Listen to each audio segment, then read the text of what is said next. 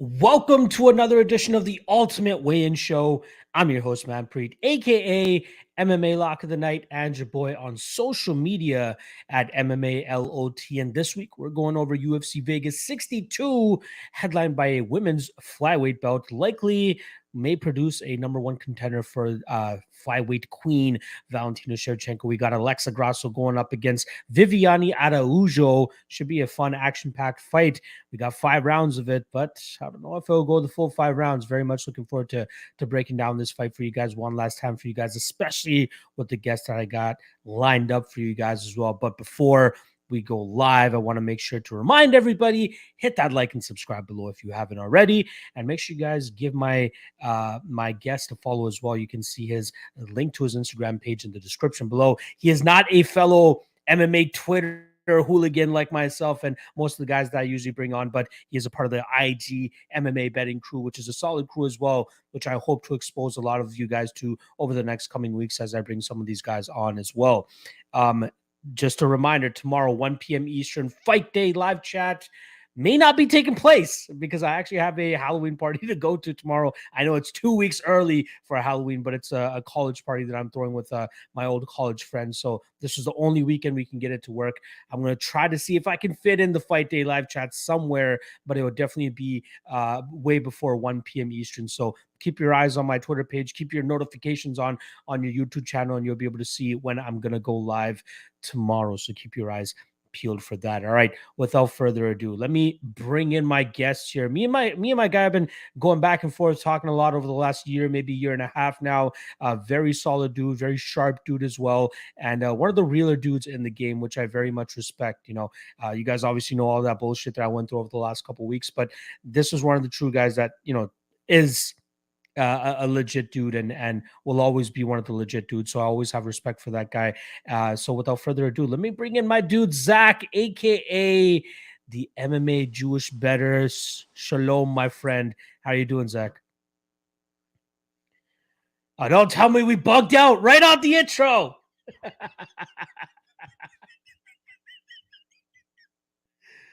Right on the intro, we get my guy. Oh, Here we go. There we go. There we go. What's cracking, brother? What's up, man? I appreciate you. Thank you for having me on, man. Absolutely, absolutely. I do believe I see you rocking that Astros jersey. You're down in Texas there, are you not? Yes, sir. Let's go. Again, I haven't really been keeping up with baseball, obviously, since my Blue Jays got eliminated last week after that colossal failure, being up 8-1 going into that 7th inning and then still losing 10-8 or whatever the value was. But how are your Astros doing? They're still alive, right? They're still in it? Yeah, Astros are still in it. I think it's going to be a good year. I see the Yankees and the Astros playing. That's going to be close. And then I think it's going to be the Dodgers versus whoever wins that. What's the series right now for Astros? I think they're playing the Mariners, right? The Mariners. I'm not 100% sure, dude. I'm not. Look at this guy. Fan. You fake Astros fan. Just a shirt. I'm playing. It's all good. It would have been something though if I like the colors, Blue Jays man. actually made it. It would have been something if the Blue Jays made it to the second round and me and you were going head to head here while they're playing as well. That would have been fucking awesome. But I actually got a little bit of a story behind the shirt. I just went to my first Astro game. I went to my first Astros game this year. I took Astros to win in the first 5 innings, I think. And they were down like 3 runs in that inning with 2 outs, and they wound up hitting a walk-off home run in that inning. Ooh. Man, I was already calling my Uber. Cancel. Canceled it. I love it. That's fucking dope, bro. That's awesome. It's always great to have like stories, that have to do with merchandise and that, like those type of sporting event experiences. So it's awesome that you got to deal with something like that. But we're not here to talk about baseball, Zach. We are here to talk about fights. We finally got some fights back in our life. It's the first fight in 2 weeks now. I believe the UFC gave us only one event in a 3-week stretch, and it was that Dern versus Jan fight. But now we're kicking off 6 straight UFC events coming up for us between now and middle of November. So I'm very much looking forward to that. Before we jump into it from a betting perspective, though, I'm curious from your mindset, from a fan, as a fan's perspective, what fight are you looking forward to most tomorrow? Although, I think the one that you were going to say got canceled this morning with Royval and Askarov. But what's the other fight that you have your eyes on from a fan's perspective? Absolutely. So I think right off the bat, man, this is a tough one because we went from D-Rod to P-Rod, Pete Rodriguez instead of Daniel Rodriguez. We went we went from Sean Strickland and Jared Cannonier. Sean Strickland, this outgoing guy, would have been a great media week. Um, to a women's main event that doesn't really have a title behind it, or we don't even know if it really has title implications. They might have to win another fight after that, depending on who they are. So I think actually the UFC is trying to set up Grasso to get towards that title shot, as it is a thin division. But this is an interesting week, man, and I'm looking forward to it. The fight that I'm looking forward to the most, what you asked me, I really like Cub Swanson here versus Jonathan Martinez, man. I think that's a very interesting fight. I'm a huge fan of Cub Swanson. This very well could possibly be his last fight. And versus a young upcomer like Jonathan Martinez, this is a big proving spot for him to make a statement, come out in that bantamweight division, which is Cub's debut in that division. I'm excited still for tomorrow. I think we still could get some good bets in. Yeah, I think that the best thing that could have happened for the UFC is them giving us that week off so that we could actually get hyped for fights again. And even though they're giving us a pretty mediocre card here, well, we're still pretty excited to talk about it and break the fights down and just fucking watch fights. That's what it ultimately comes down to as well. All right, let's dig into the card, man. We got 11 fights to talk about. We'll talk about what happened on the scales with some of these guys as well. But we'll talk about the first fight of the night. I can't believe Mr. Mike Jackson is making his fourth walk to the octagon here after going through the CM Punk sweepstakes like he did 6 years ago. But here he is going up against Pete Dead Game Rodriguez, who also made his debut kind of on short notice against Jack Della Maddalena several months ago. Pete, he goes in there. He's a slugger, likes to get his opponents out of there immediately. The majority of his fights only being in the first round. I believe one fight crept into the second round, but it was an amateur fight, so it wasn't even 5-minute rounds to begin with. But there are a lot of question marks about his game, especially should this fight go deeper. And although he doesn't have the most formidable opponent ahead of him here in Mike Jackson, if Mike could survive that early onslaught, things could get a little bit interesting for the plus, 500 underdog, plus 400 underdog that Mike Jackson currently is, should this fight go into rounds 2 and 3. Somebody sent me an interview earlier today about Pete Rodriguez talking about showing off his ground game. And I think that would be the best way for him to approach this fight. Like, sure, he can knock out Mike Jackson on the feet. He has that type of explosivity and that type of power. But I think you almost guarantee a finish for yourself if you're able to drag this fight to the mat. I don't really think Jackson is too well versed off of his back. He showed some good things in terms of his takedowns against a guy like CM Punk, but this is not CM Punk. This is a guy who's actually been training and has legitimate experience behind him. So I do lean still with the Pete Rodriguez side. I want nothing to do with that minus 675 on the money line, though. Maybe even just honing in on Rodriguez round 1, which is currently sitting around minus 190. I'm seeing minus 165 actually on Bet Online as well. Probably the best way to approach it, in my opinion. So no bet on it for me, but if I were to pull the trigger, it would likely be that Rodriguez round 1. What are you thinking here, Zach? Yeah, I'm right there with you on Rodriguez. I think he could win in round 1. That's very possible, but I think he out. I thought Mike Jackson's last opponent was a nobody. I thought he was way too juiced up on that line. Although the fight did end in a DQ, he still almost finished that guy.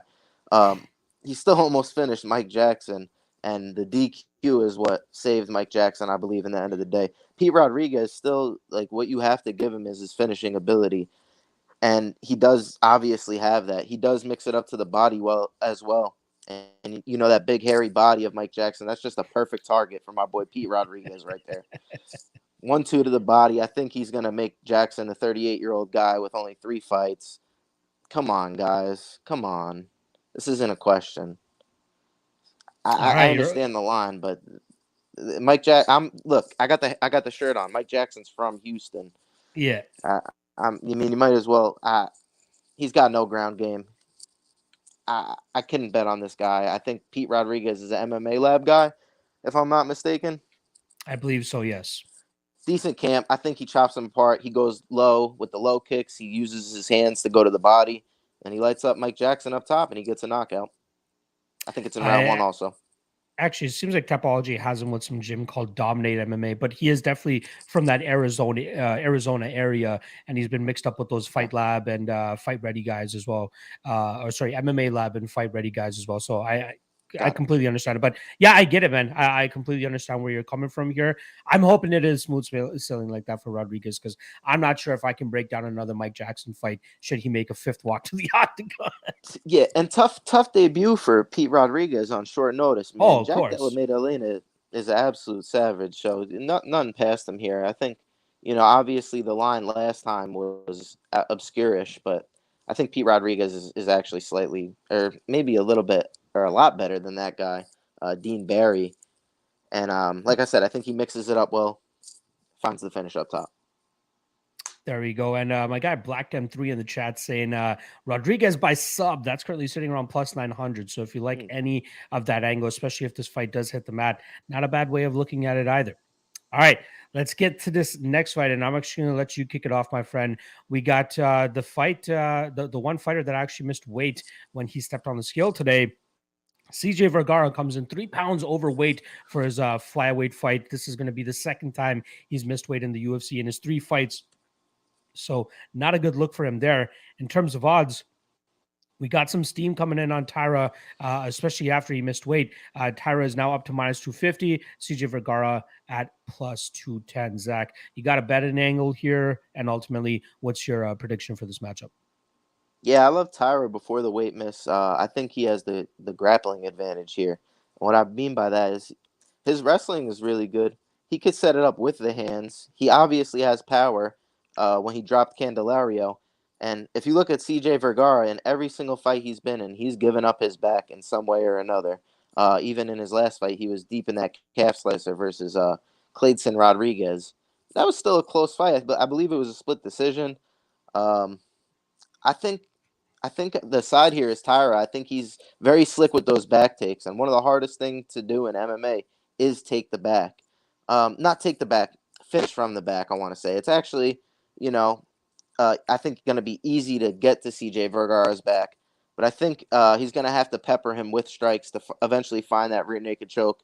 Vergara is going to be fighting the hands, and it's hard to choke another man out, man, even if you have the back. I think that's the strongest position, though, by far in MMA. And I think Tatsuro here is going to be able to get to it when he wants at will, especially if he chooses to grapple. And I 100% of my heart believe that's going to be his path. I think he's going to look for the rear naked choke sub. If there was a prop I could bet on this fight that said he's going to win by rear naked choke finish, it would be that. And he has them on his record as well. There was one in the regional scenes. Like, he did it very well. He punched his opponent into the rear naked choke.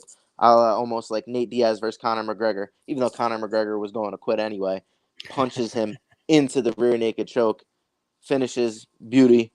Tatsuro had Candelario's back in his last fight, almost finished him, trapped his hand and everything. It was beautiful. I don't know how Candelario got out of that, but Tatsuro young, he's coming up in the game. I think he's the better technical striker here. I think he's the better grappler, and I think he's the better wrestler, and his cardio is there to show it all the way through.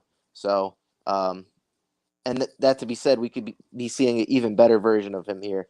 I have to bet on Tatsuro at an already thin, in my opinion, flyweight division, or it's more top heavy per se. I think he's getting the matchup that he can win here. I like it. I wasn't as big on Taira in his UFC debut as most people were. I even took the underdog shot on Candelario there because the main thing that I was looking at Candelario was his submission defense. Like, his grappling defense looked very, very good. And I thought if he could fend off the submission attempts and the grappling onslaught of Taira, that he could kind of swing the fight into his favor. But, he did a great job of defending. It just wasn't getting to the next step of actually getting his own damage off or even control off. So Taira was able to pick up the win there, like you talked about. But I do think that I agree with you that I think that this Vergara fight will be slightly easier than the Candelario fight. Like, Vergara has shown that he's a dog, right? Like, he's won his two of his last 3 fights where he's the underdog. Obviously, his Bruno Correa finish where he starches him in 40 seconds, and then he pulls off that win over Clayton Rodriguez, who showcased that he didn't really have the greatest gas tank to begin with, and Vergara was able to pressure him right off the jump and break him essentially, and then win that fight via decision as a huge underdog as well. So I'm going to be looking. Originally I was thinking Taira by decision, which is around plus 120. And then I saw the submission line, credit to my guy, Cody Saftik, who said that it was around plus 300. I don't mind that. I don't mind a plus 300 shot on Taira there. So here's what I'm going to say about this, man. Like, I was just about to say, like, some of the things in MMA to do, the hardest thing to do is finish from the back. Like, these guys are so high level at this point. They know the defenses. So you have to be really technical with your skills of hand fighting, or you have to hurt them really bad to find that choke. I think he could really easily win a decision here. And honestly, I wouldn't be touching props on this fight. If take it from the good man Alec Baldwin, man, props aren't always good. If you ever seen that, he hit the guy with the gun. Don't use the props. Okay, so look, you're savage, Zach. You are a fucking savage. I think it's very. You got to go with it, man. I think it's very likely that he could finish him with a rear naked choke finish, but like you said, Candelario with the submission defense. Vergara has been able to get out of some spots, although he's had his back taken. He's been able to get out of some spots, and I think Taira has other win opportunities here by points and honestly by TKO as well.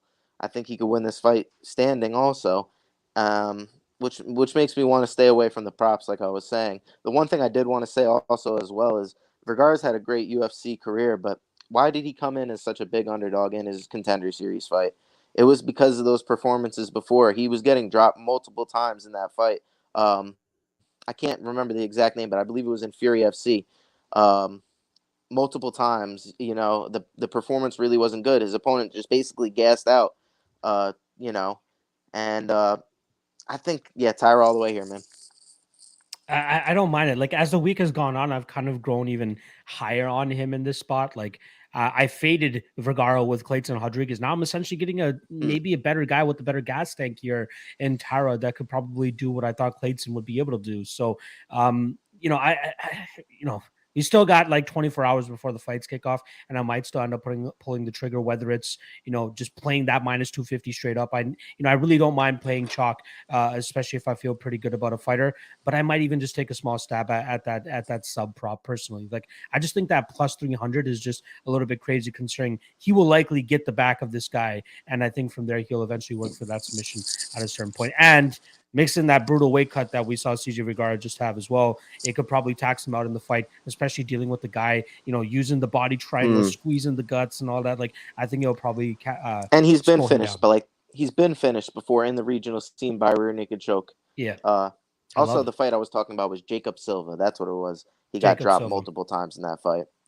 Jacob Silva is like a veteran too, right? I think he's a guy that was he fought on the Contender Series a couple times as well. But yeah, no, I agree with you. I think we're on the same page here. Tatsuro Taira for me and my guy Zach. All right, let's move on to the next fight. We're going to be talking about a women's strawweight bout here between Taira Rodriguez and Sam Hughes. In terms of odds, we had some money come in on Sam Hughes over the week. We got Taira Rodriguez down to minus 165 now, plus 140 the return on Sam Hughes. Now, Sam Hughes has been obviously working with Fortis MMA over the last couple fights, and it's worked out pretty well for her. I'm a big Fortis MMA guy, right? You're a fellow Texan. I love the guys down there, and I'm a big Save Sayoud fan. He's done a very good job in terms of bringing fighters in and making them, take that extra step to be even a better fighter. He could have done a little bit better with Uriah Hall, I'll be honest, but I think Hall was probably a little bit too far along in his career for any improvements to really be made. But when Carlos Diego Fajeda went over there, that guy went on a little bit of a run until he ran into Beneil Dariush, I believe it was, and that's where he ended up having his run stop. But he was definitely at a higher ceiling than he was before joining Fortis MMA. So I was very happy to see that. And same with Sam Hughes. She's going out there, getting her ass whooped in the first round against Estela Nunes, pulling off that comeback and winning that fight. And then in the following fight against Elise Reed, she just dummies her, which, even without Fortis MMA, I think she would have been able to do that. I just think that a lot of people were expecting more from Elise Reed, especially with the way that she pulled off the upset, the way she did over Corey McKenna in her fight before that. Here, so the Estela Nunes fight, the reason she won there, in my opinion, durability and cardio. She looked great there, right? She took a shit kicking and then came back and won that fight. In the Elise Reed fight, she was just a better grappler. We always knew the downfall of Elise Reed would be the grappling if he can get it going, efficiently. And Sam Hughes was able to do that. She's not going to have those advantages in this fight against Piera Rodriguez, in my opinion, right? The wrestling might nullify itself. I think the cardio is pretty much on par with each other. And I think that Piera Rodriguez is the slightly better striker here. I think she throws with a little bit more heat, a little bit more impact, and she throws in good combinations. And she has, and I think she has pretty damn good wrestling as well, like I was saying. I wouldn't be surprised to see either woman look for the grappling to try to establish that top position here. But I just feel a tad more confident on the Piera Rodriguez side. And I was looking at that line movement all week. I was like, ooh, this line is coming down to a bettable range for me, because right now at minus 165 or even minus 190, what she was at earlier this week, didn't really get me going too much. But now as she's creeping closer to minus 150, I'm going to be monitoring that line over the next 24 hours. And if it hits that line, I'll likely take at least a 1.5 unit shot on her there. Otherwise, I kind of just want to stay away from it. I think it's going to be competitive, but we'll always see Piera Rodriguez get that extra step ahead of her with the damage and with the control. So give me Piera Rodriguez decision. Thinking about Piera money line here at minus 150 if I get that. What are you thinking here, Zach? Yeah, I think whoever you take in this fight, I think you take the decision. Like you said, both Sam Hughes super durable. That Estela Nunez fight showed a lot because she was on the verge of getting cut probably from the UFC and lost that first round pretty much convincingly versus a tough striker in Estela Nunez. And the general, literally that's his name, the general. He comes in like a general into the octagon, comes in, just whips her like into just fight mode. You gotta press forward. Tells her exactly what she needs to do. You got to press forward. You got to make this a grappling match. Gets her on the ground, was able to basically tire out Nunez from there in the third round, does the exact same thing, bloodied up and everything. And, I think that was a great moment, after such a hard fought process for her. I believe that might have been her first fight even with Fortis. It takes even some time also to see some of those improvements throughout fights. I believe it takes 3 camps with a team for most fighters to start seeing the difference in the fighter. Whereas, this was great for their fighter coach connection, which I think is super important. When you're getting in there, you need somebody on your side that you're fighting with and for. It's a mutual thing. You need somebody by your side that you could trust. So I think that Saif Saud is that perfect guy. One of the best coaches by far in MMA. And if I was to bet on this fight, I'd be betting on Saif Saud if I'm betting on Sam Hughes, because this is kind of I think this is an even fight. Sam Hughes does have the grappling. I think if she gets on top, Piera has shown in her fight versus Kay Hansen an ability not really to get to her feet. Sometimes she will play off her back for a little bit. I think she knows in this fight that she does have to get back to her feet. But Sam Hughes, I think, could grind her on the cage, not necessarily have to take her down and win some of the technical striking battles. I have seen Piera Rodriguez in some fights, maybe not the Kay Hansen fight, but her Contender Series fight, she did slow down quite a bit in the third round, which is, it happens. It's the Contender Series. It's the third round. You have a tough opponent. Sure. But I think Sam Hughes is a grinder, man. And I think with him in her corner, I'm going to take a stab on Sam Hughes as the underdog, man. Plus 225. That's a better number than you're going to get for Piera by decision. And judges, man, they don't know what they're doing here. This fight's probably going to decision. If Sam Hughes just at least makes it look somewhat close, I think there's at least some decent value on the plus 225 for, I think, the better cornered fighter and somebody who's just got durability and cardio for days. They're going to fight for your money. I like it. Plus 225 decision, not a bad line at all, in my opinion. And again, Sam will fight for your money. She doesn't mind getting her shit kicked in that first round, and then she'll come back afterwards and try to pull it off. I just don't know if she'll have that advantage here over Piera to establish that. But I agree with you. Close fight, which is why I'm waiting for a better line here on Rodriguez before pulling the trigger. All right, let's get to the next matchup here, and I'm going to let you kick it off, my friend. We got a short notice debut for Lucas Alexander. He's taking on Joanderson Brito. In terms of odds, we got minus 365 now on Joanderson Brito and plus 300 on Alexander. How are you seeing this one? Do you think the short notice debutante has what it takes, or does Brito go out there and do what Brito does? I think Brito is a good grappler, man, especially when he gets it to the mat. He likes to use that double underhook which could be tough versus a tall opponent like Lucas Alexander. We saw some grappling success versus Bill Algeo, who is a black belt, has shown ability to be taken down in his fights, but he is a black belt. He has decent grappling. And Brito, he made it a fight. He just tired out, and that's his problem. And that would be my only worry here. Like, the thing is with fights like this is I try to think, like, what am I missing and how could Alexander possibly win the fight? And the only way I possibly see him win this fight, he hasn't been finished in his career. He does come from a good submission-based gym, in my opinion, with Fusion XL, which has middleweights like Adolfo Vieira and Philip Rowe, who have good jiu-jitsu, in my opinion. Just from a jiu-jitsu-based standpoint.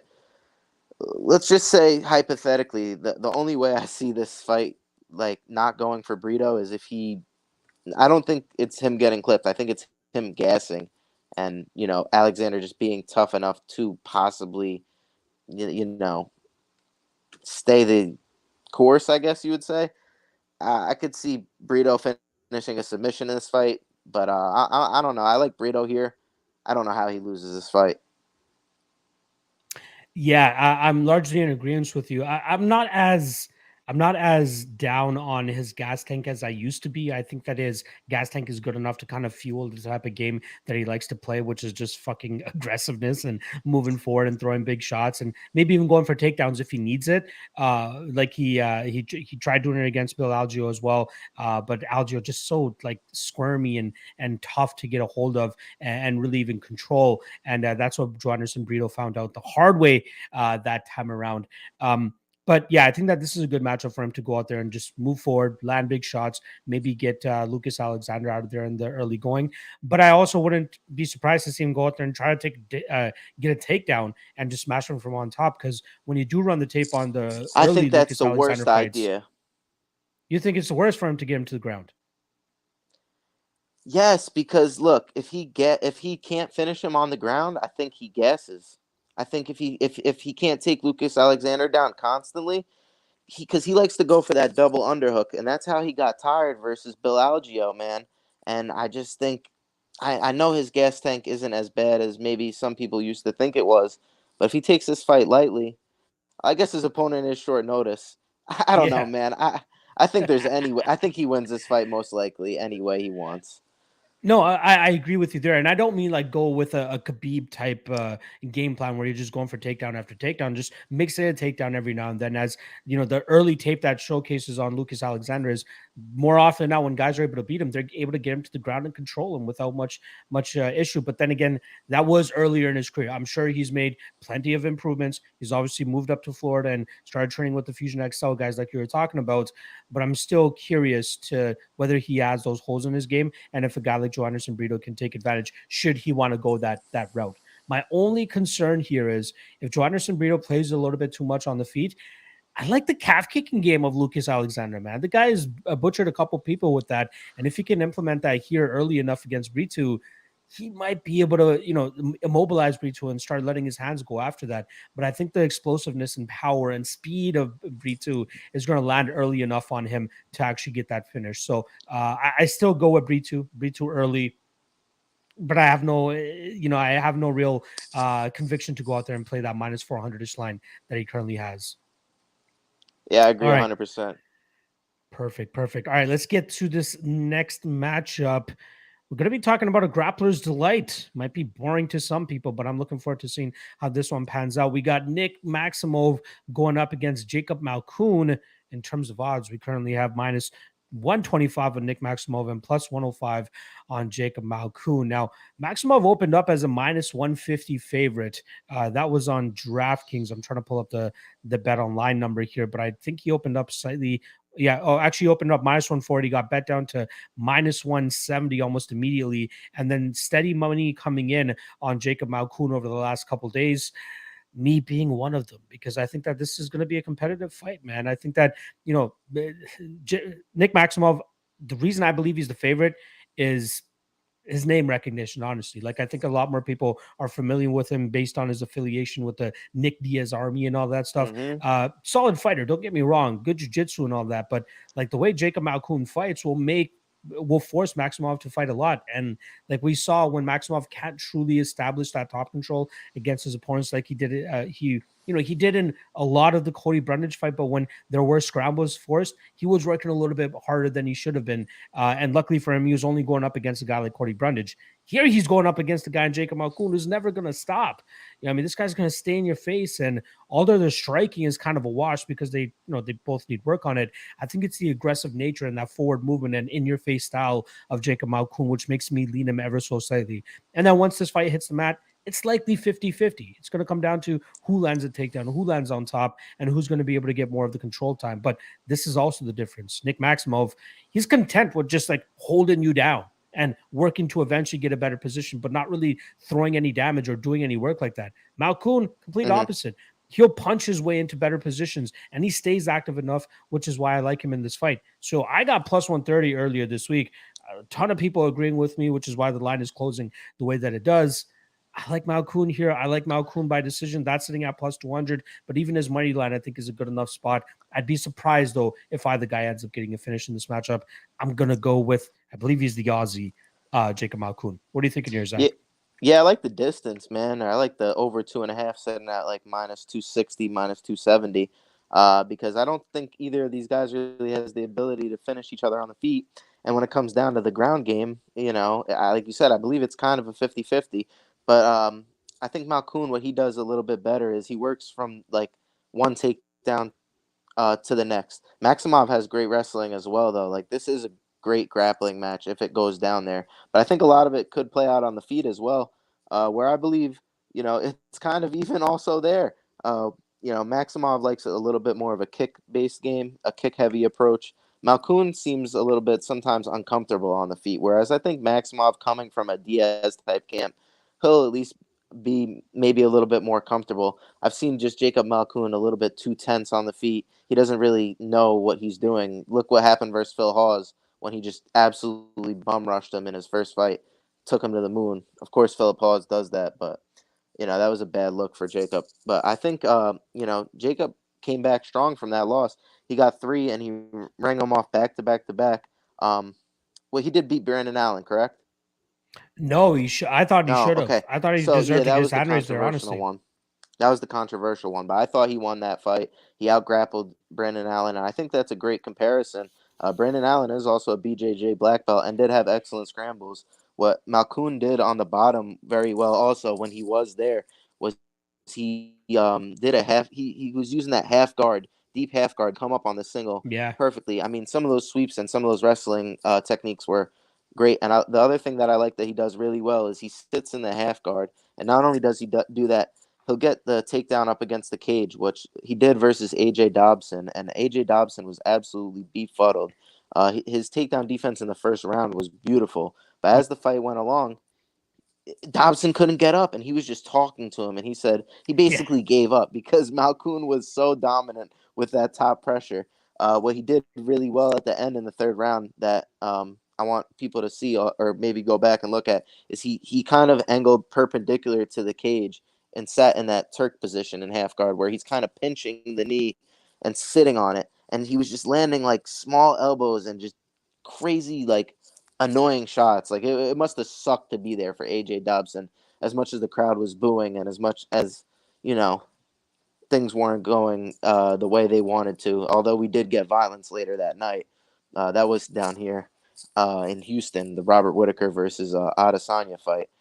But man, I was there watching. I thought that was one of Jacob Malkoun's best performances. He came back from adversity. I don't think Maximov is the same striking threat as a Dobson. I got to lean with you here just based off of the slight details that Malkoun does during his grappling. Now, Maximov also as well has shown great grappling, and I hate to go on about this, but I love their grappling. The Brundage fight, good takedown defense. The time Brundage did shoot in, he was able to stuff the takedown. But I don't think Brundage is the same type of wrestler as Malkoun. I think this is going to be even somewhat on the feet. Malkoun's going to be able to catch the kicks of Maximov, which are quite predictable, in my opinion. He telegraphs his kicks. That's going to give Malkoun the perfect opportunity. And Maximov needs to not wing wild punches, which is what the mistake that Abdul Razak Al Hassan made, which set up the takedown for Malkoun. When you throw that hand, it's basically the same thing as wrestling. You always have to set up your shot in some way or another, and that's the perfect setup, a overextended punch. That was a great way for Malkoun to exercise the demons of that Phil Hawes fight, right? Fight a similar dude who likes to get their guys out of there quickly, and he's just like, "Yo, watch this," and he just grounded Al-Hassan and just dummied him for the majority of 15 minutes there. Hopefully, we can get a similar performance here against Nick Maximov, although I think it will be a little bit more competitive than that Al-Hassan fight. Still very much looking forward to it, but I'm glad that we're both on the Malkoun side. All right, let's get to this prelim headliner, what could be a barn burner should these guys let those hands go. We got Martinez coming in as a -150 favorite, +130, the return on Brandon Davis. Zach, you know the order we're going in here. We're alternating fights, so you're kicking this one off for me, my friend. Both guys look great on the scale this morning. What do you think they look like tomorrow when they face off? Yeah, Martinez, another Houston guy. We're going with that theme here. But I like Amana, man. I gotta admit, I was a fan of him in his Fury FC days. A lot of quick knockouts, a lot of like crazy. Just he looked like a beast, man. Honestly, and trains with guys like Yanez at Metro Fight Club. We're going on to Glory MMA now with James Krause, and this is only his second camp there. I think it's tough to bet on either side here. Honestly, I don't think I'm going to be betting this fight. I hate to be that shtick. I hate to be that guy that's just, I There's don't want to nothing bet wrong it. with passing on fights, brother. There's nothing wrong with passing on But fights. you're right, exactly. And I just don't know what version of Brandon Davis we're going to see. I believe this is his first fight at 135. No, I believe he's fought there before. Let me just Okay. confirm that. Was the Batgirl fight at 35? The back row fight was at 135, yes. Okay. So he's not coming down in weight, but he did just get knocked out. Mana does have power behind his punches, but the knockouts he did get in the regional scene warrant versus like the level of comp in the UFC. This is only his third fight in the UFC versus a veteran like Brandon Davis, who's fought guys like Giga Shakads, guys like he's got multiple fights on his record that were close. That I think he's a UFC veteran. You got to give it to him. In the end of the day, even though he did get cut from the organization, he's got a lot of fights in the UFC, and he's a tough matchup for anybody. I'm interested to see the work that he's getting with James Krause and how that's going to improve him. I think this comes down to if he could defend the takedown from Brandon Davis, keep it on the feet, because I think he's just the better striker overall, and I think he's going to be able to implement that. If he could keep it on standing on the feet, use his footwork, I think Martinez is going to be able to get the job done, but it's going to be a close fight. Yeah, I'm largely in agreement with you there in terms of not biting the bullet at -150 on Martinez here. Davis, tremendous amount of experience, like you said. Giga Chikadze, obviously one of the guys that you mentioned, has beat Magomed Sharipov. Obviously fought Kyle Bokniak, Steven Peterson, Enrique Barzola, Randy Costa, Kyung Ho Kong, like a lot of solid names at the 145 and 35 pound divisions. And yeah, it just occurred to me that like he's been bouncing back and forth between those two divisions throughout his career, but these last two obviously going down at 135 pounds now. Looked fine on the scales to me, as did Martinez.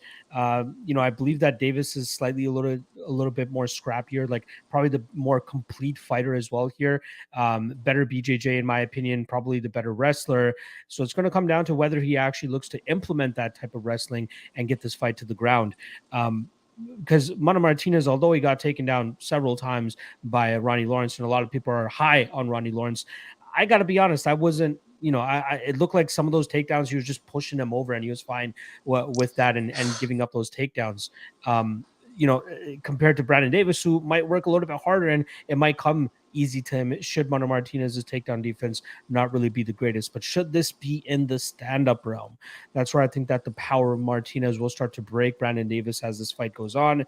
And not saying that Brandon Davis is going to quit or anything inside the cage. Obviously, he'll be there the entire time.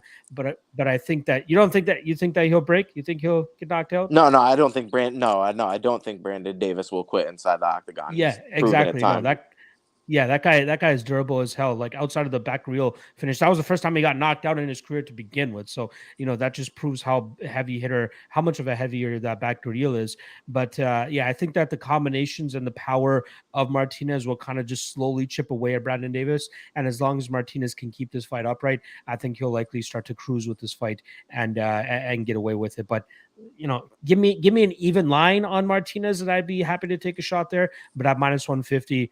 I'm cool with just sitting back and just watching the further progression of Mano Martinez. Something that we haven't really seen throughout his regional career, because his last two fights go in the full 15 minutes. That is not the story of his regional career at all, No. right? This guy goes Yeah. out there and starches dudes. His coach did die. I mean, it is to be brought up. That was and he took his first fight on that I think like 10 days after his coach died. Yeah. And then his next fight, obviously versus Batgirl. Oh, no, not versus Batgirl. Versus Lawrence. Lawrence is a tough out for a lot of people, man. Mm-hmm. Other than my guy Said Yokob Kakramanov, but that is just a comment for another day. Shout out to my guy Kakramanov, cashing the underdog ticket there. But no, I lean on the Martinez side here. I think he gets a dub probably by decision. All right, that is a wrap on the prelims.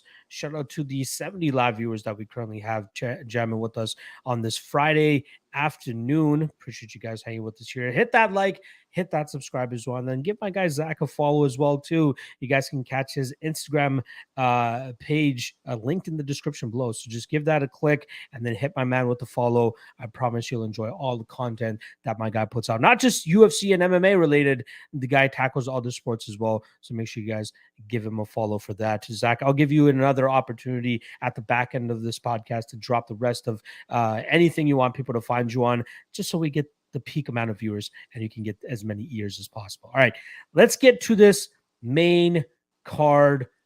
And I believe the first fight, after all the switcheroos that was going on after the Askarov fight got pulled off, we got Misha Cirkunov and Alonzo Menifield at the light heavyweight division kicking things off. We got minus 210 on Alonzo Menifield and plus 180 on Misha Cirkunov. Now, it was nice to see Misha Cirkunov back at 205 pounds on the scale this morning. The guy looked in tremendous shape compared to the zombie of a man that we saw him at 185 pounds his last two trips to the octagon. That probably wasn't the best case scenario for him, right? Like, he's a big, thick dude already. He was bigger than Alonzo Menifield even at the weigh-ins today. Just showcases, how tough and how much of a decline it probably made his skill set, having to cut that much weight to make 185 pounds. Now, back being at light heavyweight, it's been the durability that's usually been the question mark for sure. Cirkunov, if he gets clipped, he gets hurt. Sometimes it's easy to put him away, but should he get this fight to the ground, good God, is he going to? I think he'll make it look relatively easy. I think his jiu-jitsu is way far superior to what we see from Alonzo Menifield. And although Menifield's finishes in his last couple fights have come on the ground, it's with him on top, not on bottom. And that's something that I don't think he's going to be comfortable with here against Cirkunov. So I think there is value on the Cirkunov line. I pulled the trigger at plus 180 myself. I thought that was more than enough of a line for me to take the shot here on the far superior overall fighter. Now it just comes down to, can his durability hold up? Because if his durability can't hold up, I'm probably going to look like a complete idiot when Alonzo Menifield goes out there and starches him in 30 seconds. But should Cirkunov stay safe enough, should Cirkunov get this fight to the mat, I think he runs through Alonzo Menifield and ends up getting a submission victory himself. So I took the moneyline shot on Cirkunov. I was happy with what I saw on the scales. The guy looked happy as well on the scales, not having to cut an extra 20 pounds. But Cirkunov moneyline is great. Cirkunov by submission, the prop is around plus 360 on certain spots. Might want to sprinkle a little bit of that.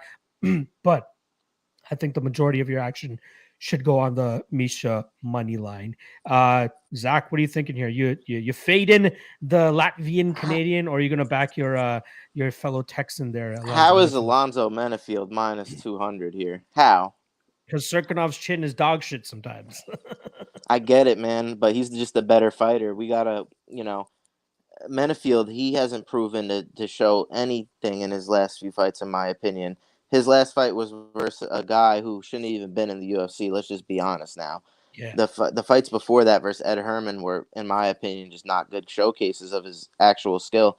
And he just from that guy we saw who came into the UFC with this incredible power, this incredible knockout ability, he's kind of just fallen off, losing to William Knight, getting knocked down, getting taken down in that fight.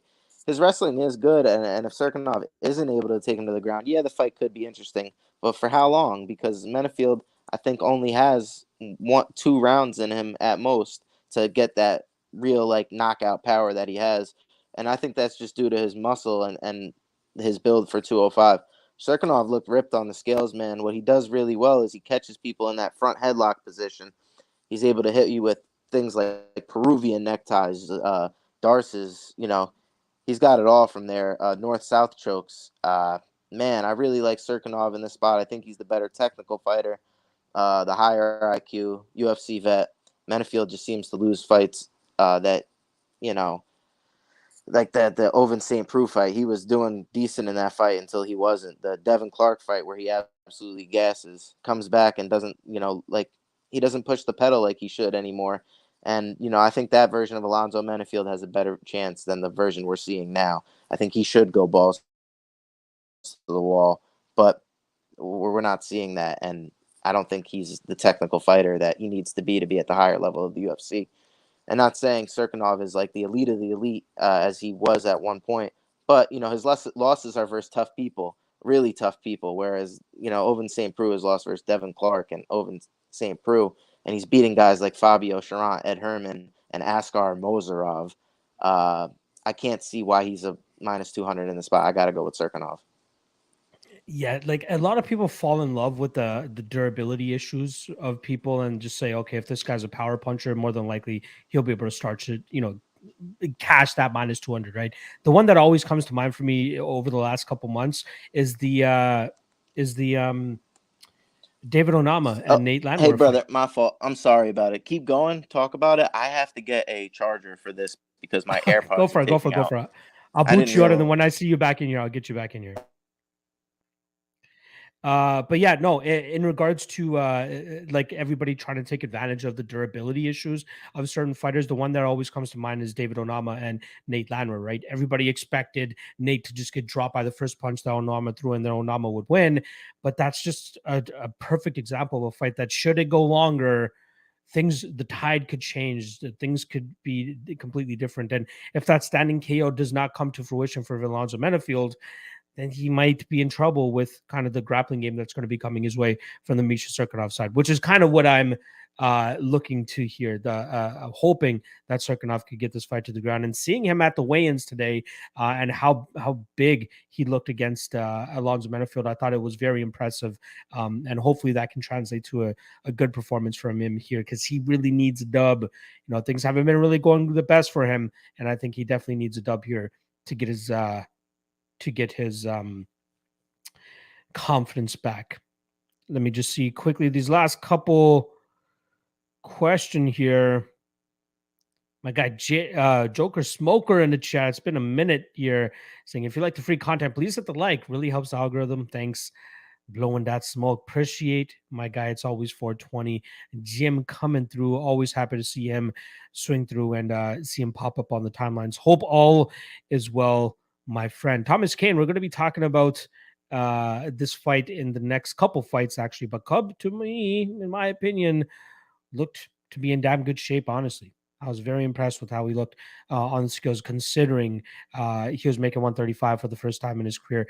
Also, he posted a picture on Twitter where he looks completely sucked out. Don't read too much into that. He clearly looked like he was like breathing in the entire time and to make his stomach look smaller. So don't let that catch you off guard. All right, we got my guy Zach back in the trap.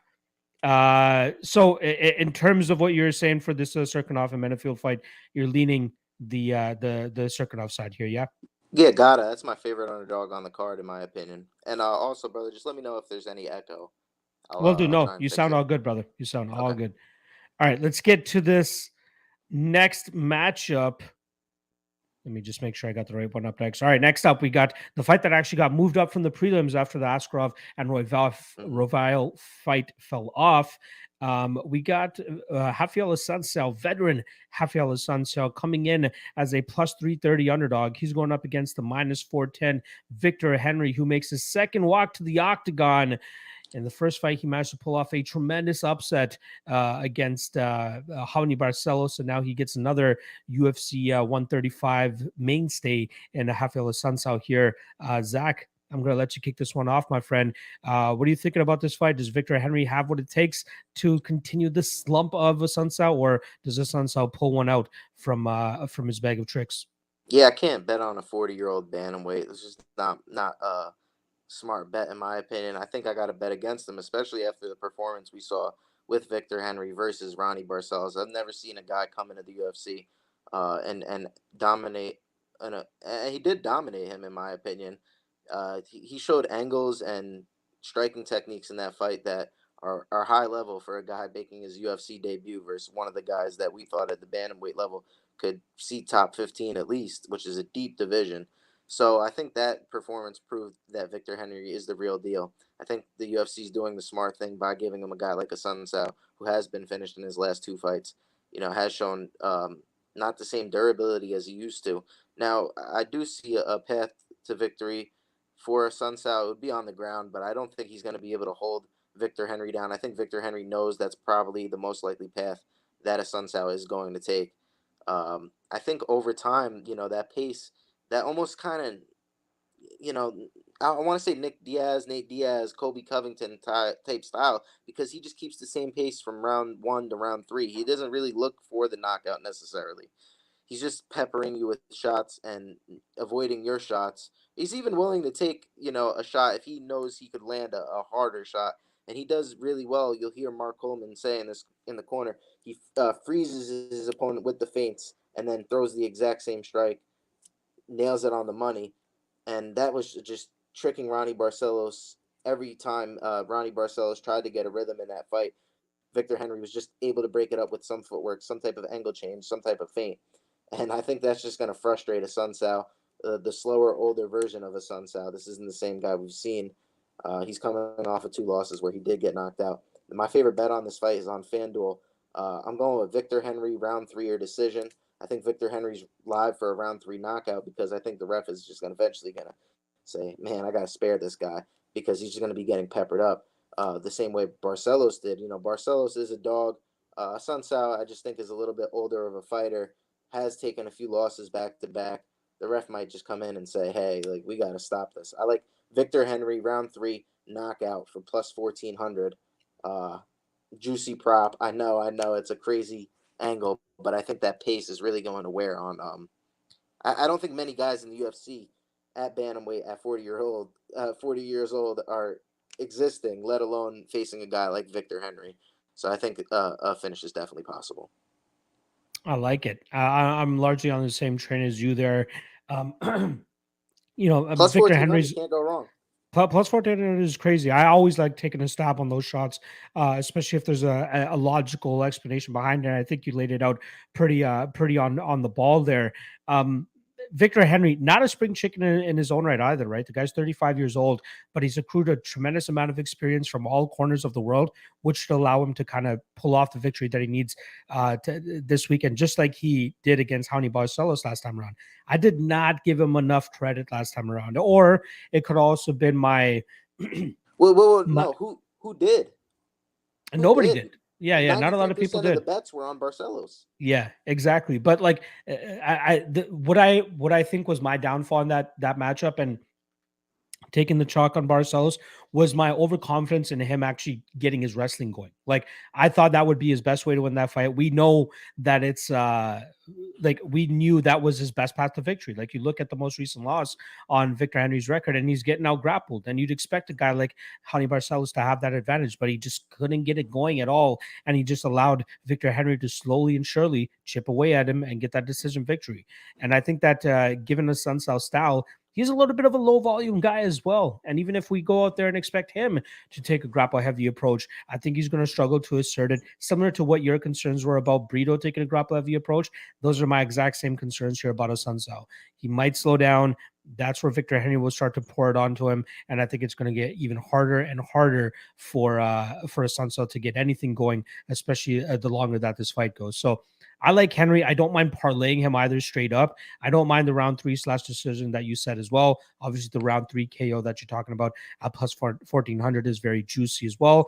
But I just bitched out and just parlayed him with something else later on this card because I played Ricky Simone via decision against Rafael Assuncao, and here I am ripping up my ticket rather than just playing fucking Ricky Simone straight up. So there we go. We're both on Victor Henry and pretty confident about it as well. All right, let's move on to this next fight.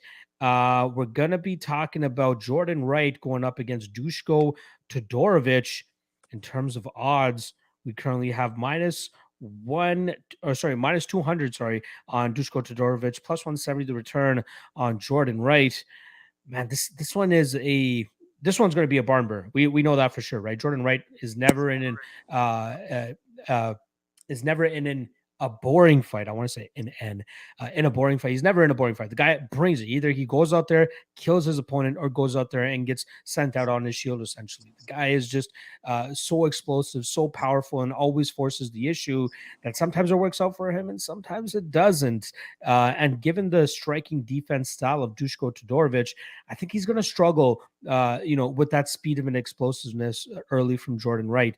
Now, I'm not picking Wright to win because it's going to be hard to trust that chin, but Duško's chin is just as unreliable, in my opinion, especially considering the big power that we're getting from Jordan Wright going into this fight. So the way that I took it, I actually ended up parlaying the under 1.5 here with Victor Henry, and I got minus 120 on that. Took a 1.2 unit shot on that myself. I'm not big on playing chalky parlays nowadays. I think that's why I've had such a great resurgence over the last 7 months now, just playing straight bets and just money line spots. That's what's really been allowing me to be on such a heater as of late. But I felt like this was a chalky spot that I needed to take advantage of, considering the chances I'm expecting of it to hit. You know what I mean? Like the under is pretty much a gold mine in any Jordan Wright fight. And then on the Victor Henry side, the skill disparity, especially at that point in their career, I think allows Victor Henry to win that fight relatively easily. In terms of this one, I'm going to go Duško first round knockout, but I would not trust his money line at minus 200 because Jordan Wright is absolutely live in this spot. I would even recommend fight to not start round 2, which I saw it on FanDuel around minus 125. I think that's a great spot as well, considering how much violence there should be early in this matchup. So official prediction, Duško round 1 KO, but official bet was going to be on the under 1.5. What about yourself here, Zach? What are you thinking? Yeah, man, you're gonna hate me here, but I'm gonna put my tinfoil hat on a little bit. Hey, I think Duško's gonna wrestle early. I think he's gonna look to wrestle Jordan Wright a little bit early in the fight. And both these guys know what their problem is. Jordan Wright, man, he just runs into punches. This guy has no regard for his own chin when he thinks he has somebody hurt on the other end. He will just run at you full fledged. And like you said, sometimes it works out for him, and sometimes it doesn't. Like it did versus Bruno Silva. It didn't versus Bruno Silva. Ran right into that shot. Had Bruno hurt in the beginning of the fight though, but you get hit by that punch from Bruno Silva, you're not taking it. So I think Jordan Wright is a live dog, like you said, in this fight. But I think Todorovic is the side. I think he's the overall better technical striker, and I think he's going to try and mix in the grappling. My thing is, I don't know if I feel comfortable with the under 1.5 at minus 225 because I really do think Duško is going to try and wrestle early, knowing that he's been knocked out in his last fight, knowing that this guy Jordan Wright is a power striker, and most of his fights do finish in the first round. Let's try and extend this guy out, see what his cardio is like past that first round. We know we could go 3. We've been 3, with guys like Michel Pereira, Gregory Rodriguez. We've been there before. The problem, like you said, with Duško is that chin in the air type style. But I think he's going to hopefully recognize that and try and make some adjustments. At the end of the day, I do like Duško Todorovic in the spot. But like you said, minus 200, I don't know how much I feel about that because Jordan Wright could potentially put him to bed in the first round as well. But I think the longer it goes, Duško Todorovic is the side. I'll be going with Duško here. but I am a little bit hesitant on the under 1.5. All right, we got a little bit of dissension on the total there, but I'm okay with that. I'm never gonna hate I on hope it somebody for hits. having a different. We'll see how I it just don't want goes. to bet it. But that's also why I went like low volume in terms of the unit size, right? Like, Manpreet of 8 months ago would have fucking gone 5 units on the under 1.5 here, but I know that there is that possibility that it could not go the way that we expect it to go, and it could hit that over, and especially betting a chalky spot like minus 240 on the under 1.5, you got to be careful with it. So I only have a 1.2 units on it myself. Don't want to go too heavy, but I feel like it's a spot that needs to be taken advantage of. I think it's the obvious bet, and then that's my little bit hesitancy on it. I hear you. All right, let's get to this next fight. It is the co-main event, and it is the one that Zach said he was most excited about, as am I. So we got Cub Swanson weighing in at 135 pounds this morning. Looked good doing so. You know what I mean? All things considered, I thought he looked fine on the scale. Looked to be some good energy. He had the sunglasses on for anybody that reads into that narrative. But, he looked in relatively good shape from what I was expecting him to look like. Jonathan Martinez, another guy who has formerly struggled to make 135 pounds as well. He looked pretty damn good on the scales too. So I think we're getting both guys with their full facilities going into the fight tomorrow night. In terms of odds, we are looking at minus 205 for Jonathan Martinez and plus 175 for Cub Swanson. Zach, I'm going to let you kick this one off, my friend. What are you thinking about this matchup? Does the veteran get it done, or does again, I don't know if we should be calling him a prospect still, but does Jonathan Martinez get the biggest win of his career? Yeah, he's the prospect in this fight. He's going up against his biggest test yet. That's not even a question. Even though Cub is 38 coming down to a new weight class, I think that's the biggest red flag here.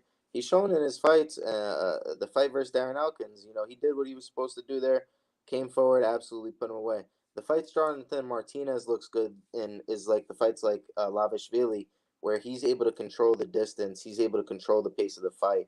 I think Cub Swanson, his goal in this fight is to not let Martinez get into that groove, into that kicking range. I think if Cub comes in, keeps it in a boxing range, this fight is a winnable fight for him at his line.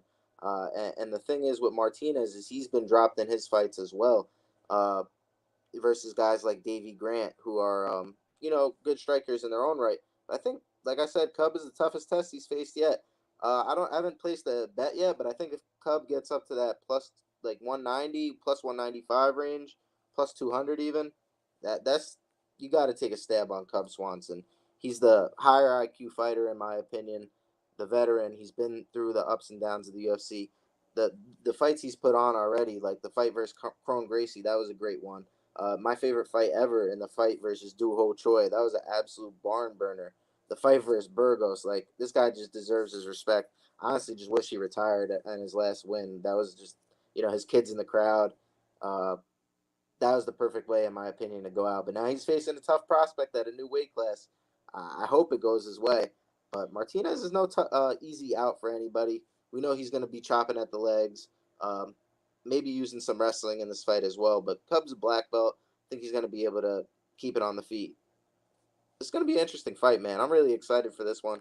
I'm pulling for Cub to get the victory. The only reason I think I haven't placed a bet on it yet is because I'm worried if my personal bias is getting to me. Being such a huge Cub fan, maybe it's just some type of nostalgia. But yeah, I like Cub in this spot.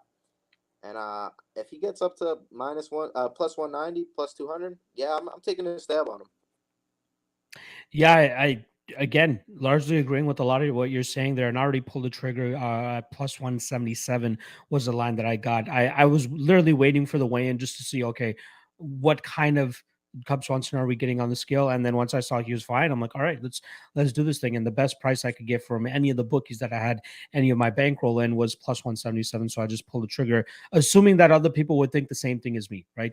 You're just waiting on him to look, see what he looks like on the scale, and then make your decision. And I expected some money to come in on him at that point. As of right now, if best fight odds is up to date, for some reason giving me an error. Here we go. I'm still seeing plus 175. You can get plus 180 on Betway. That's the best line that's currently out there, but I think I got probably one of the better lines that you're ever going to get. Cub Swanson, loves wars. And I think he'll have no issue here dragging Jonathan Martinez into a war. And I think he'll thrive in that. Martinez, in my opinion, not much of a KO threat. The guy does good with combinations, utilizes his leg kicks to maintain his distance, whether it's to the legs or even to the body. And I've spoken to his coach a couple of times in terms of what makes Jonathan Martinez so great. And he's just like, it's his ability to establish that range and just listen to advice. Like, he just knows, like, if I just keep kicking to the body, it's going to be hard for his opponent to keep closing that distance on him, which is why he had success the way that he did against Vince Morales and even Alejandro Perez. But for me, it's like when he does get clipped, when he does get power put on him, he doesn't look the most comfortable. I can't recall if he was my lock of the night play that night against Alejandro Perez, but I had a play on him and I was sweating my ass off that entire time, considering the type of aggression that I saw Perez coming into with that fight. And he hurt him a couple of times in that fight, but Martinez stayed composed and managed to keep his wits about him and eventually still ended up getting the win. But I think Swanson will definitely bring the fight to him here, and he's going to give you every chance possible to hit that plus 180 on the money line or even plus 500 on the KO line, which I think I'm going to be taking a shot on as well, because I think he can land on him and put him out there as well. So both me and Zach on the Cub Swanson side here. He hasn't pulled the trigger yet. You're talking yet, me into it, though. You're about to pull that trigger. I'm sure as soon as we go offline here, you'll be pulling the trigger there. But I think Swanson is definitely one of the better dogs this week. And it hurts me to say, I'm a big Factory X guy. I love those guys. I love Mark Montoya. I love Brandon Royval, who's going to be fighting as well. And then obviously love Jamar as well. But tough matchup for him here, I think. If this was minus 110 Martinez, minus 110 Swanson, we might be talking a different discussion. I might just be passing altogether at that point. You know what I mean? Like, I probably wouldn't even take the shot on Martinez there, but I wouldn't have enough meat on the bone either to take a guy who's going to be 39 dropping down a weight class a month from now. So all right, there we go. Let's get this main event discussion underway. But again, a quick reminder, smash that like and subscribe below if you haven't already. I took a quick look at the like count and it was only around 23. Not gonna cut it, folks. Let's go. Let's get that thumbs up. Let's get it going. I know you guys appreciate the content. Even if you're watching it on the back end, let's get those numbers up. I appreciate all you guys doing that. And then for my guy Zach as well, make sure you guys follow him on IG at MMAJBettor, but I have it linked directly in the description below. So just give that a click. It will open up your Instagram page. Then you just hit the follow. I promise you guys will enjoy that. All right, Zach, let's get to this main event and then we'll wrap this thing up. Main event, we got the 125-pound women going at it here with Alexa Grasso riding a 3-fight winning streak. She comes in as a minus 230 favorite. On the flip side for Viviane Araujo, I believe she only has a 1-fight streak going on, which is not really a streak, but she does have a win in her last fight.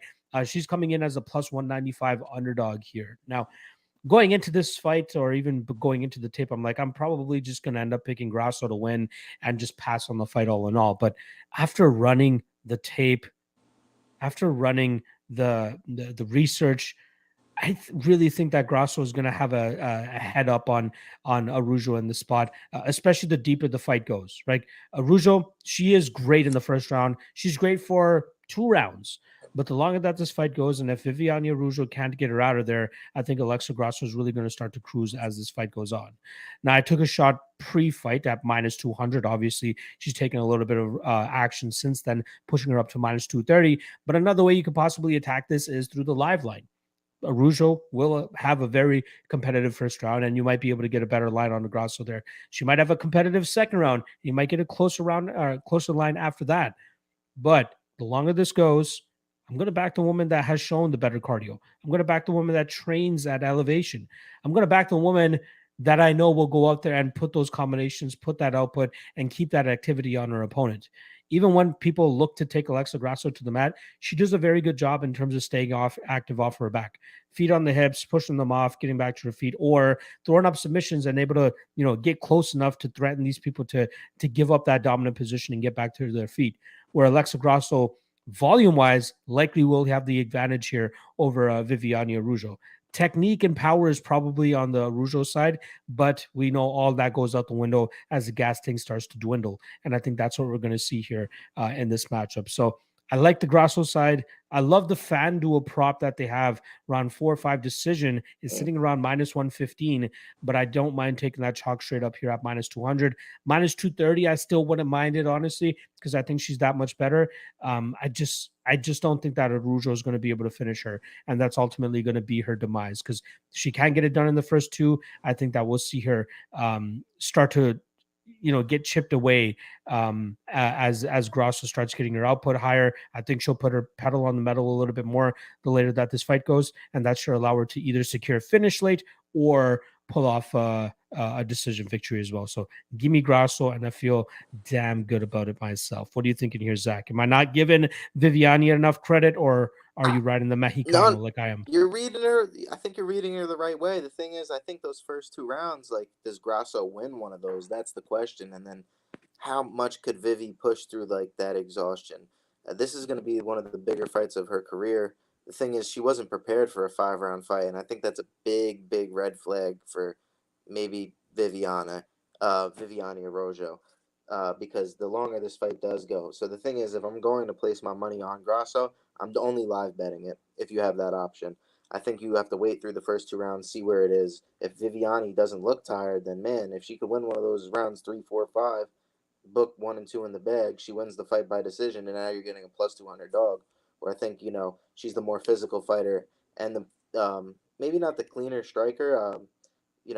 I think, but her shots have a little bit more of an effect. You see when Viviani does hit these girls, it's like, oh crap, she does have some sting behind those punches, especially in her last fight versus Lee, man. Some of those double leg takedowns that she was able to hit, like, you could say Grasso's a great grappler in her own right, but that last fight versus Joanne Wood, man, Joanne Wood cannot grapple to save her life. If, I can't trust Joanne Wood as a stepping stone for Alexa Grasso.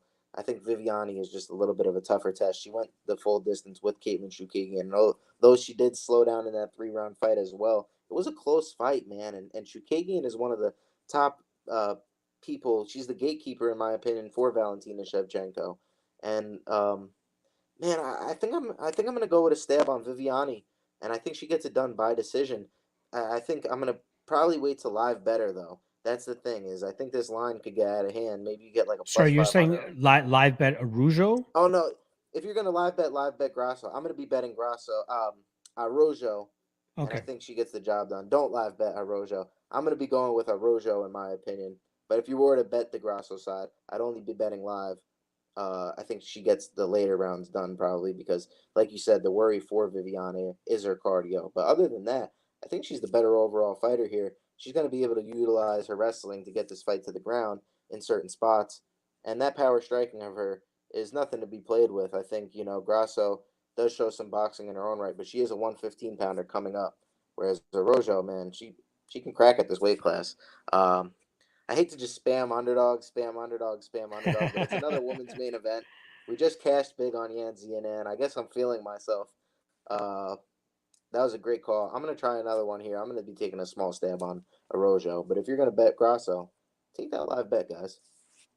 There you guys go. Well, got some dissension on the main event, but I always like giving guys, opening people's minds, not just having one viewpoint in mind, right? Hear out why I'm taking Grasso, hear out why he's taking Araujo, and I think that's more than enough reasoning for you guys to make your own decision at the end of the day in terms of who you think should end up winning.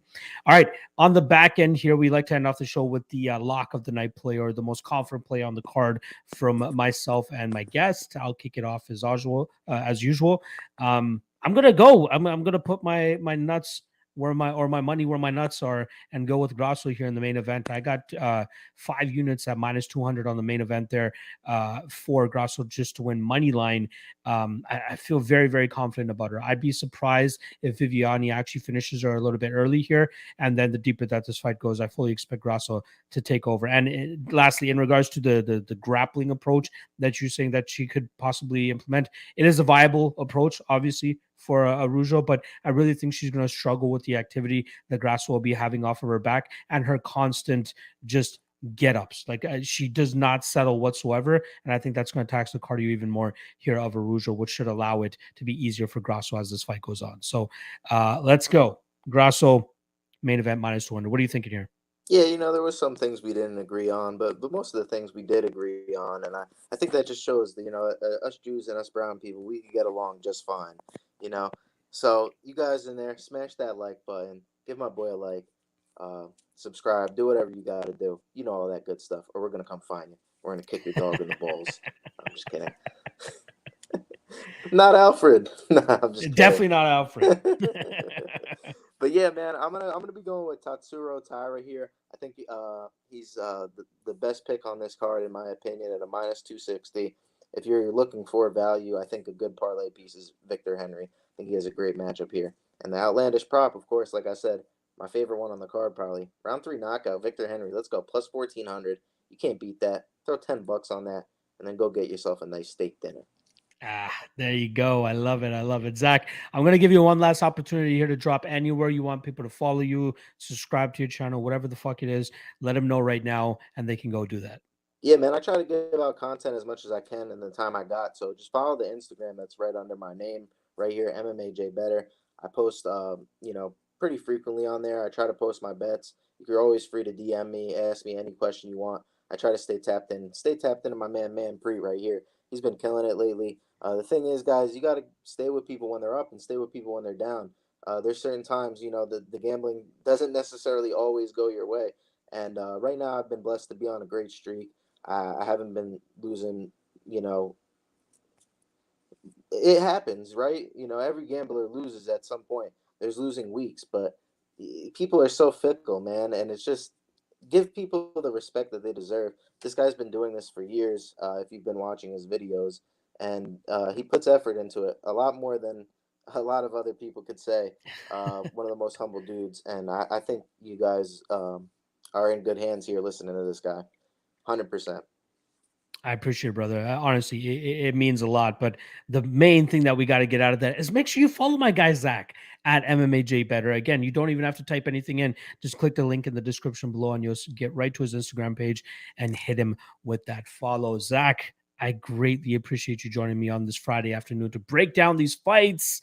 Good luck on your bets tomorrow. Good luck on the upcoming street. Yes, sir. Good luck on the 6 weeks of straight UFC events that we got coming up ahead of us. And I'll be seeing you in the very near future as well, right back on the show, brother. Thanks, man. I'm gonna go light that burning bush. Go do some Let's jiu-jitsu. go. Let's go. Let's go. All right. On behalf of myself and Zach, appreciate everybody for checking out the show. Good luck on your bets this week. And I will try to do the fight day live chat tomorrow. I'm going to spew out a number right now. Let's say 10:30 a.m. Eastern time, because I have a full day tomorrow. Won't be watching the fights live, but I still want to get out some content for you guys. So 10:30 a.m. tomorrow. Let's fucking go right here. Fight day live chat. See you guys then. Peace.